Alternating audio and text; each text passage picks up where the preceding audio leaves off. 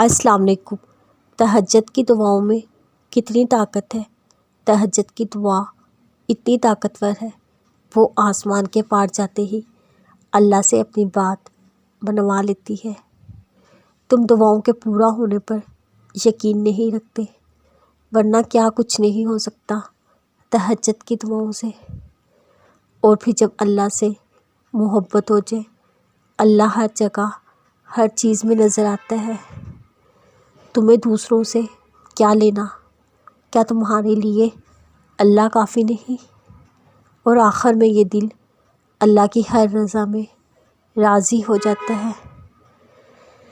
جب ہم سب کچھ اپنا اللہ کے حوالے کر دیتے ہیں تو پھر کوئی غم نہیں لگتا، کوئی بات بھی تکلیف نہیں دیتی، انتظار میں بھی لذت آ جاتی ہے، آزمائشیں بھی جیسے نعمت بن جاتی ہے۔ ہمارا رابطہ اللہ سے اتنا مضبوط ہو جاتا ہے، پھر ضرورت ہی نہیں پڑتی لوگوں کی، جب ہمارے دل کا تعلق اللہ سے جڑ جاتا ہے۔ کیونکہ ہم تو جانتے ہیں نا، ایک وہی ہے جو ہمارا اپنا ہے، ایک وہی ہے جو ہماری خاموشی کو سنتا ہے، جو ہماری دھڑکنوں میں بستا ہے، جو ہمارے دل کو دلاسا دیتا ہے، جو ہمیں سنبھال لیتا ہے۔ دیر ہو سکتی ہے پر کوئی دعا رد نہیں کرتا، بہتر وقت پر ہمیں بہترین سے نواز دیتا ہے۔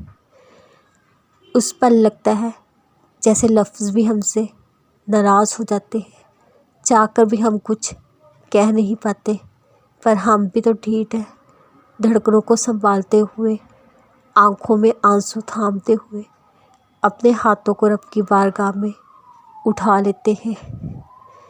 جتنا دنیا ہمیں سمجھتی ہے ہم کب اتنے مضبوط ہوتے ہیں، ہم بھی تو ٹوٹ جاتے ہیں۔ بس فرق صرف اتنا ہے، ہم ٹوٹ کر بھی اپنے رب کے سامنے بکھرتے ہیں۔ کہاں آتے ہیں ہمیں مانگنے کے آداب، ہم تو روتے روتے بس سجدوں میں گر جاتے ہیں اور دیر تک خاموشی سے آنسو بہاتے ہیں۔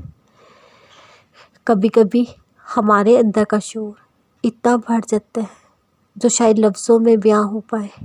دل رو رہا ہوتا ہے، آنکھوں میں آنسو تک نہیں ہوتے، چہرے پر مسکراہٹ رکھ کر ہم کتنی خواہشات کا قتل کر چکے ہوتے ہیں، اپنے خوابوں کا اپنے ہی ہاتھوں گلا گھونٹ چکے ہوتے ہیں۔ کہاں ضرورت پڑتی ہے ہمیں دشمنوں کی، ہم تو خود ہی اپنے دشمن ہوتے ہیں۔ انتظار بھی عذاب لگنے لگتا ہے، ہم اتنا خود سے تھک چکے ہوتے ہیں۔